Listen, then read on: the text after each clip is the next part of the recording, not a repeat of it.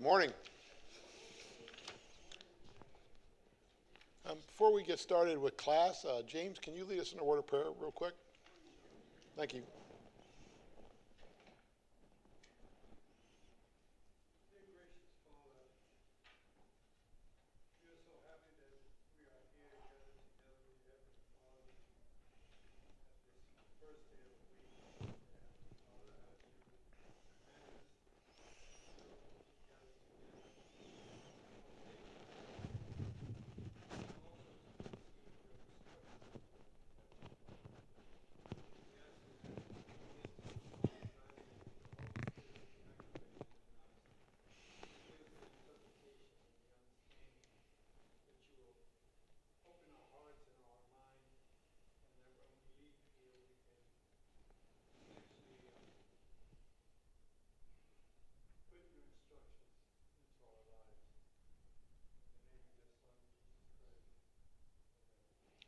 Amen. Thank you. All right.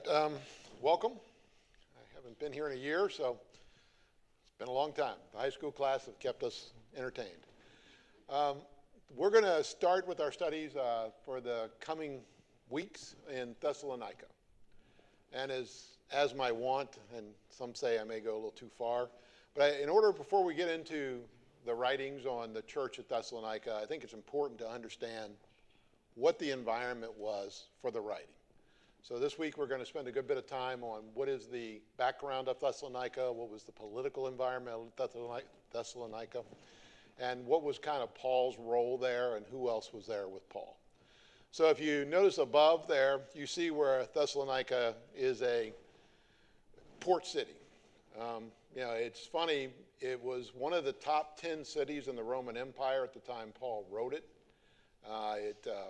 It is one of those unique cities that plays an inordinate role because of where its location is.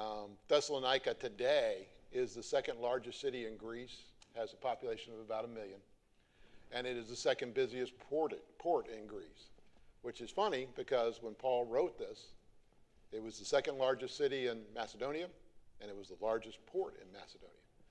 So it has been a critical city in kind of the bridge between the Roman Empire's east and west. And it was important because not only was it a sheltered port, it was actually in a gulf. It's the Timarack Gulf, where shipbuilders, ships at that time could pull into Thessalonica and winter and miss the storms. It was a protected port. It was well up in the Gulf, and it actually was a place where commerce was fairly robust during the Roman Empire. But it also shared a very unique place in that the Anician Way, which was the major east-west highway that the Romans built, connecting their Eastern Empire with their Western Empire, runs right through Thessalonica. So to kind of give you a comparison, and this is a trivia question. I didn't know the answer, but what's the longest east-west highway in the United States?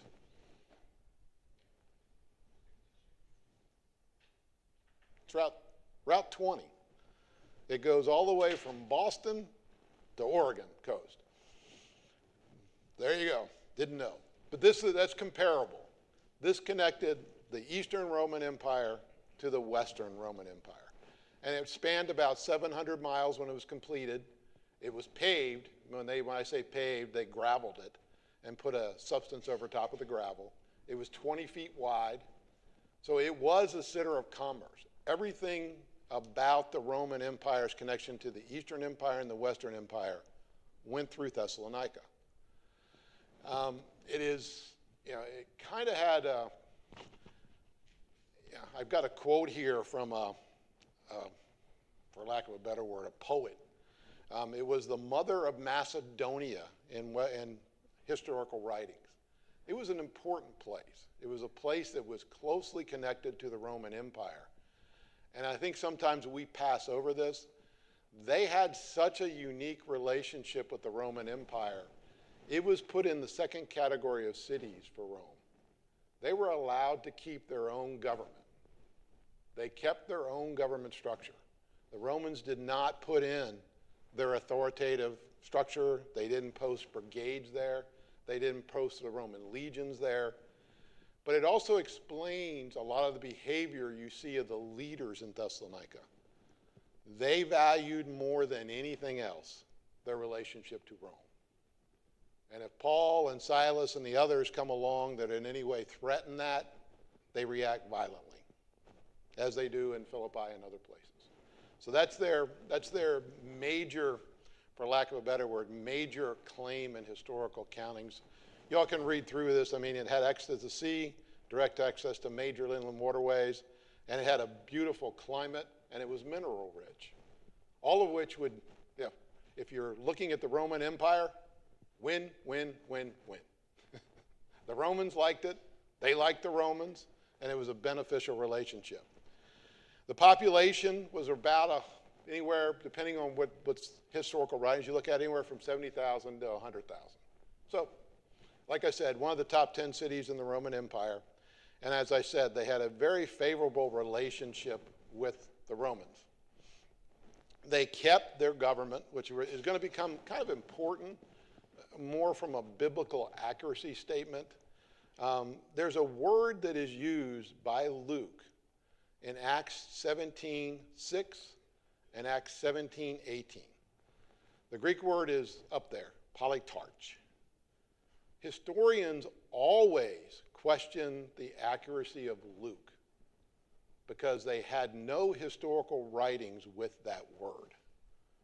Well, lo and behold, as the Thessalonica, the modern city of Thessalonica, had more historical references and historical findings there. And just to take a real quick step back, of all the cities that Paul traveled in, Thessalonica is the least excavated. And most historians will tell you that's because it's still a major city. It's always been a major city, and they really don't have time to be digging up the old city. So it's not excavated. It's very rarely, it's done. It had very few digs compared to all the other cities on the various missionary journeys Paul went on. But as they did digs in the early 1920s and later in the 1950s, lo and behold, they found historical references with that word in it. And the historians went from doubting Luke's account in Acts 17 to actually commenting on how unique and how accurate it is. Later, when Luke is talking about governments and other cities on Paul's missionary journeys, he uses a very different word. He doesn't use this word.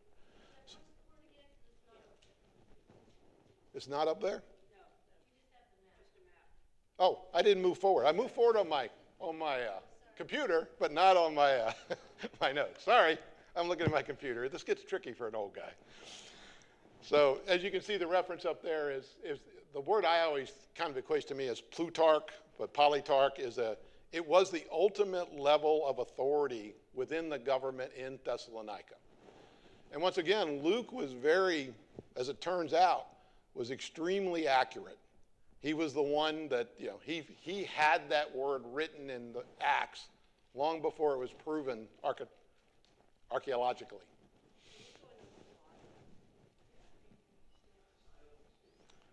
Oh, well, see. True. I already went over that. There it is, third bullet. So keep me posted. So once again, Luke has a very definitive role when he's writing Acts. He's trying to summarize the founding of the church and the missionary journeys. He's not going into the detail that you'll see in some of Paul's letters.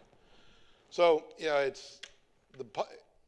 I wanted to point that out because it's very rare that biblical scholars will change their mind as late as the 1950s.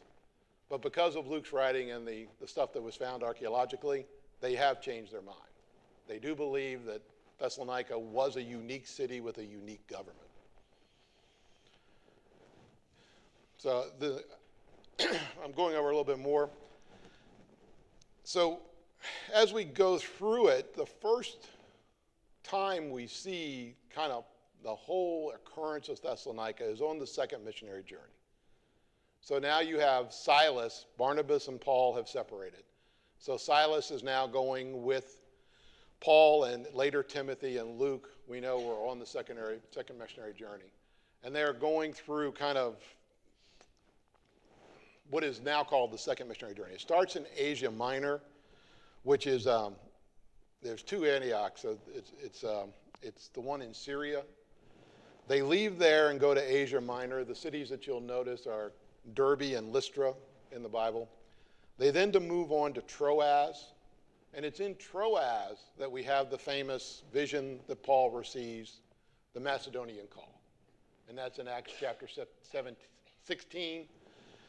I think I wrote the verses down here, but if it didn't, it's Acts 16, 9 and 10. You'll see them there, where Paul gets a vision where a man asked him to come to Macedonia. And Paul quickly proceeds to go to Macedonia. He crosses over from Asia into Europe, goes to Philippi, Thessalonica, Berea, Athens, Corinth, and then he returns to Ephesus. Now, I'm going to get into this, but you know, the whole understanding of Thessalonica, a lot of times when it was taught to me, in Acts chapter 17, it says Paul was there for 3 Sabbaths. And that's what it was left for me. Paul was most likely, and people will disagree, but Paul was most likely in Thessalonica probably several months, not 3 Sabbaths. And I'll show you the references that very clearly, in my mind, show that he was there for an extended period, not just the 3 Sabbaths. But so that was always, I got to admit, I was kind of always taught until I went to Harding that he was only there the 3 Sabbaths. But most historians agree that's probably not true. And I'll go through those verses with you. It is very much a Greek city. Now, we do know that there are Jewish members in Thessalonica. In the historical writings, the synagogues is plural that we have. So we know that there was at least one synagogue because Paul taught there for 3 Sabbaths. But based on the historical writings, there are probably multiple synagogues. The Jews get irritated with Paul, as is pretty much a common refrain for Paul. And the church is mostly made up of Gentiles. And when Paul writes his letter to Thessalonica, he is generally writing to the Gentiles because he opens the 1 Thessalonians up saying how you converted from idols. Now, obviously, that wouldn't have applied to the Jews. So, if you go through the historical writings, they had numerous gods. They focused mostly on Roman deities and Egyptian deities based upon historical writings. I got to make sure I keep up. So, the last bullet says there were 25, but it's definitely a polytheistic society. And one of the references that you'll see is, that the historians especially focus on is, okay, so Paul is preaching in the synagogue, and he converts an entire large portion of a city from idols to Christianity. And it says he did that working night and day, earning his own keep. And I'll go through those verses with you. But that's not 3 weeks' time, folks. It just can't happen in that order. Then you top it off with when Paul writes, it's to the Philippians, I'll get the exact, it's in Philippians, where he says, you sent me, and he uses the plural, gifts for the church in Jerusalem while I was in Thessalonica. Well, how can you get multiple gifts from a separate city in 3 weeks? And then we'll go into some of the writings in Second Thessalonians. But in my mind, it's pretty clear Paul was there for a while. Questions?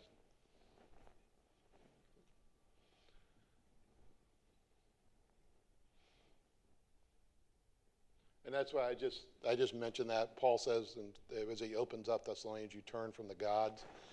And, once again, we kind of gloss over that. That's not something that tends to be a major concern for us. But, turning from a polytheistic world to a monotheistic world doesn't happen overnight.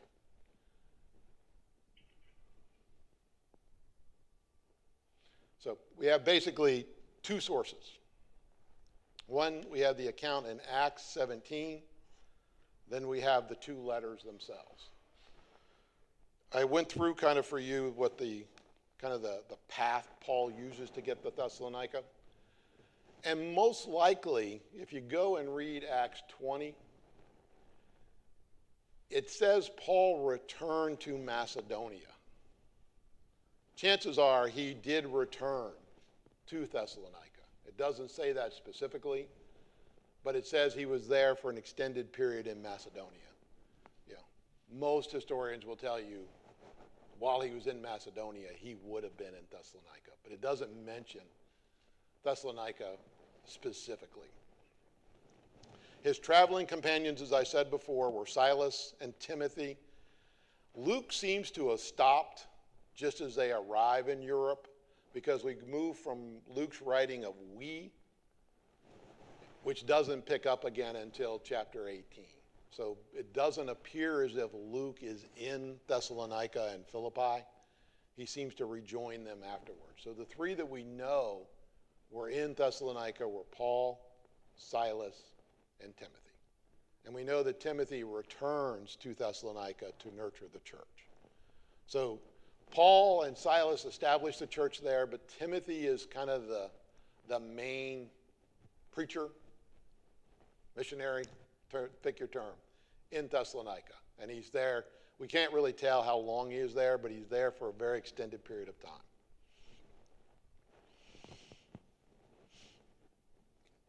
In the letter that Luke writes in chapter 17, he doesn't specifically mention Timothy being in Thessalonica, but when you read when we get into the actual writings in Thessalonians, you're convinced that Timothy was there.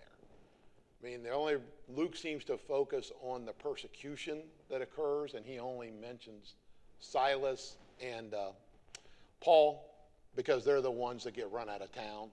And does anybody remember who ultimately gets jailed for Paul and Silas's behavior? Jason. He's the one that gets jailed and has to basically put up bail.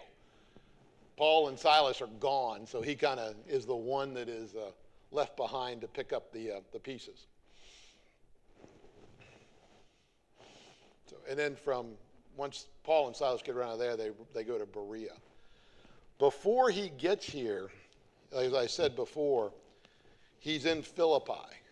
And so we have a pattern of behavior with the Jews that keeps kind of repeating itself on the second missionary journey. As you all remember, in Philippi, that's the famous scene where Paul heals the girl who has got a great relationship with the gods, and the people who are making profit off of her grab Paul and Silas and jail them and beat them. And that's where the whole jailer thing occurs. The midnight, the doors fling open, and the jailer's about ready to impale himself, and Paul yells out and says, "We're all still here." And the jailer takes him home. But I always remember it because after they've been flogged, and it says brutally flogged as the actual translation. So this wasn't just they didn't get the 20 whips and sent off to the jail. The term is brutal. And this is where, after the jailer takes him home, they said, "Let him go." Does anybody remember what Paul says?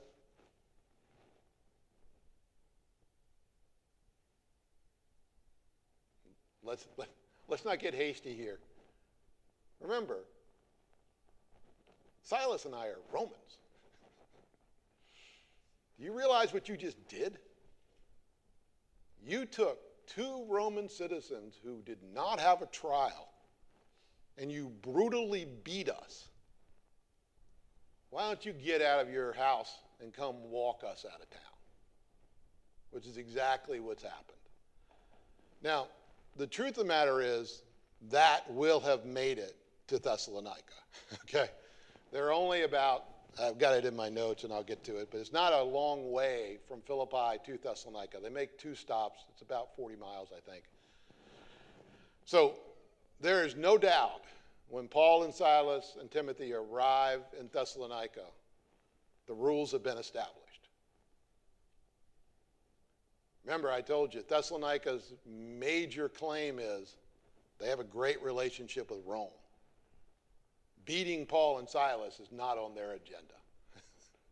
They don't want Paul and Silas upsetting their apple cart, but they definitely are going to treat them differently than they were treated in Philippi. So we are going to pick up, I'm not sure if that clock's right, but let's assume it's close. We're going to pick up in Acts chapter 17 next week. I'll go through, I think we have, according to that, we have 4 minutes, but I'm going to go through a little bit more history. But Thessalonica is a city that thrives as Christians. They don't have near the problems that some of the other cities that Paul has established churches in. Timothy is there for an extended period, and it's a well-grounded church. Paul writes glowingly of them as we get into it. This, anybody that wants this, I'll be glad to send it to you. I'll even tell you the historical book I'm using. As Julie will tell you, I'm immensely fascinated with the history of these cities, but I have a book that I've been using most extensively. I got several books, but this one turned out to be the one that caught my attention. Then I use the normal commentaries regarding, when we get into the scriptures, I won't be using the historical book, I'll be using the commentaries. But this guy does a great job of talking about kind of, in the writings, they talk about the two cities that Paul and Silas go through. And it's funny because it works out perfectly. Those would be the cities, if you were going to walk from Philippi to Thessalonica, you would stop in the two cities he mentions. Those are a one-day walk. So it's probably, if they walk straight through, from Philippi to Thessalonica is about a 3-day walk. So once again, the writings of Luke are immensely accurate. And as we start off next week in chapter 17, you'll notice the first thing he does is go to the synagogue. And we know he preaches there for 3 weeks. And then I'll go through with you why I think he was in town much longer than that. But any questions? So the government there, they had their own government, not a Roman government. Correct. But they were Greek. There were Jews, but most of the leaders would have been Greek. The government would have been Greek. Yes. Okay. How far was Berea? Was the Berea? I have to look that up. That's where they go next. And it wasn't far, but I'll have to look that up. Wouldn't they still be under Caesar? Yes. Oh, absolutely. So the Roman cities were divided. It's much more complicated, but they basically had two kinds of cities. Ones that were favorable towards Rome and got along well with Rome, in which case Rome tended to let those cities just run themselves. Then you had cities like Jerusalem, which were anti-Rome, and there were legions there, and we see it several times in Paul's writings. You'll hear where they have Roman legions, and that was to keep the peace and make sure you followed Rome's dictates. Jerusalem was a perfect example. Where, yeah, if anybody here has watched The Chosen, which I have not, but the guy referenced it, he goes, yeah, when you watch The Chosen, you can't watch an episode where the Romans aren't front and center, because the Jews in Jerusalem were really anti-Rome. I mean, and so this was not the case in the city we're going to be studying the next few weeks. They were very pro-Rome, and they built everything around keeping that relationship with Rome. And so they had their own government. Yeah, they paid their taxes. They did what they were supposed to do. So there was never any clash or any regional problem? Nope. Or was it democratic society? Nope. Rome, every historical writing we have about Thessalonica talk about what a great relationship and what a profitable, which was the definition of great, but to the Romans, was. I mean, it was a huge center of commerce for them. Like I said, it was a shipping lane and an over-the-road lane for Rome. All right, thanks. Or just about in every city? At this time, there was a presence in most of the cities. Wherever Paul would have gone, he would have had some kind of friction, not only with the law, but also with the Jews themselves. Yeah, you can usually tell when Paul kicks off his writings about the cities, if he talks about initially preaching in the synagogue, there was a Jewish presence. When he doesn't, that generally means there's not a synagogue, though, so very little Jewish presence. And you can go through his writings, and they kind of break out into those two sections. All right, thank you. See you next week. Mhm.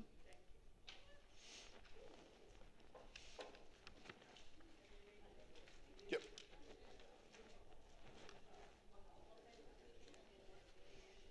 The writer of the book's actually very good. He's very good. I've got several other books that aren't, they're hard to follow. His is actually very good, easy to read. He does, if you,